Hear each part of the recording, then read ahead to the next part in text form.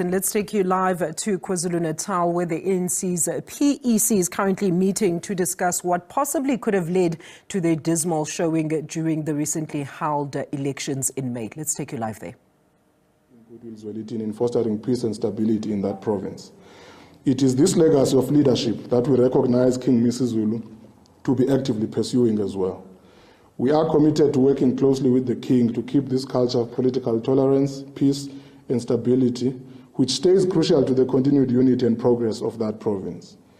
The ANC is still dedicated to this relationship, with the aim of focusing the collective attention of political leaders in that province towards the welfare of the people and promoting economic growth for the benefit of all the people of KwaZulu-Natal. The ANC is committed to cooperating with traditional leadership institutions in providing unifying and empowering leadership in improving the lives of the people. We are therefore encouraged by the improved relationship that we see between the ANC provincial chairperson and the Zulu King's traditional minister.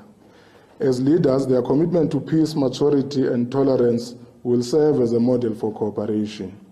The ANC will continue to provide political support to ensure that these efforts lead to lasting tolerance, mutual respect and stability in KwaZulu-Natal. Now that's on the KZN front as of yesterday.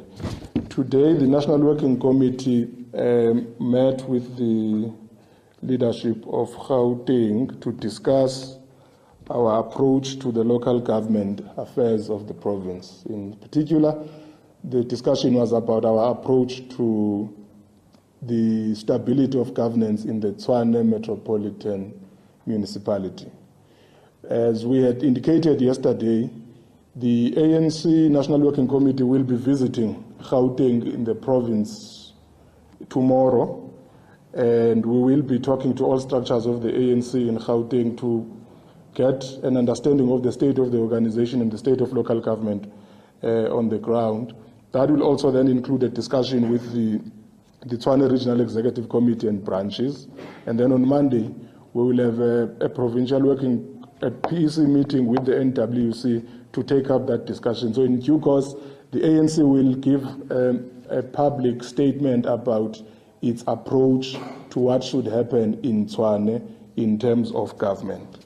But what the ANC had communicated earlier on, which is going to happen, is that there will be a change of government in Tshwane in the interest of stability and improving service delivery. And the ANC is talking to many political parties in that municipality to arrive at an agreement that is in the interest of improving governance, improving service delivery, and sorting out all the issues that have been raised, including by the Auditor General about the state of affairs on that side.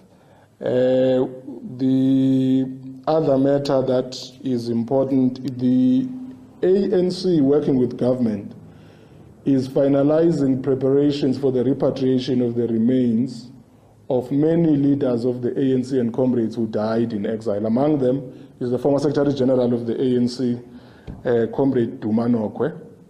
And the repatriation process will culminate in a burial ceremony led by government towards the end of this month. And the ANC will, over the course of the month, be churning out information about what that process will look like and some of the personalities that are going to be reburied and where they will be buried across the country. Of course, the important part is that the ANC's repatriation program is now on the Zimbabwe and Zambia front. It will continue to cover other countries as well, where there are former members and leaders of the ANC who died and were buried there.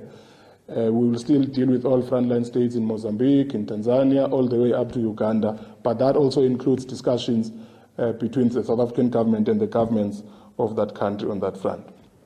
And just to also clarify, the National Working Committee did have a discussion about our visit to KwaZulu-Natal in the last month in August, but that work is still under review because we are trying to have a comprehensive understanding of the state of the organization across the country.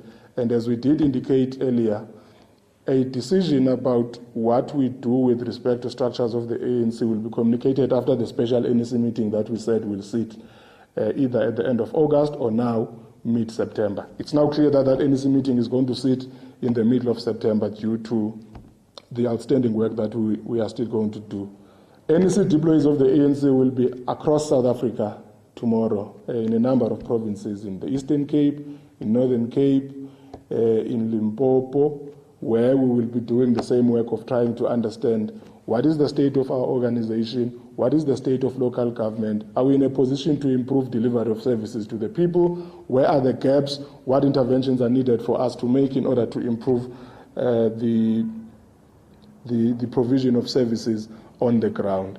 And once that work is completed, we will have that special NEC meeting to sum up on that work and then give a clear way forward about the issues that are under review.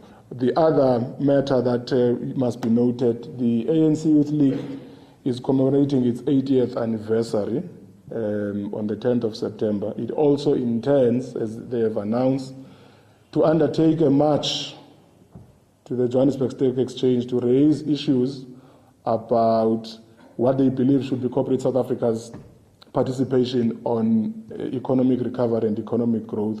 And this is a follow-up march on a previous march that they had, and they had raised issues with the JSE.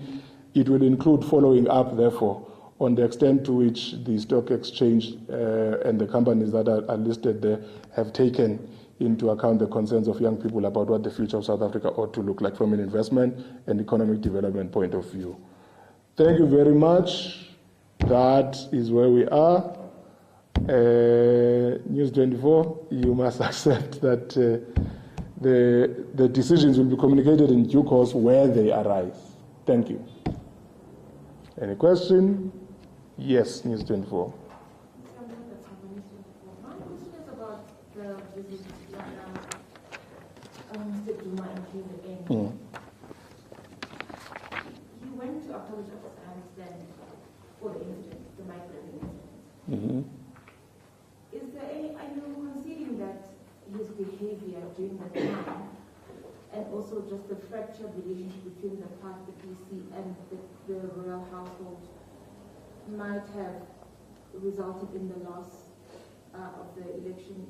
Obviously, MK as well, a factor, but are you conceding that it's one of the reasons that the party lost its majority in KZN? The loss of elections at KwaZulu-Natal was due to a myriad of issues. It might include that.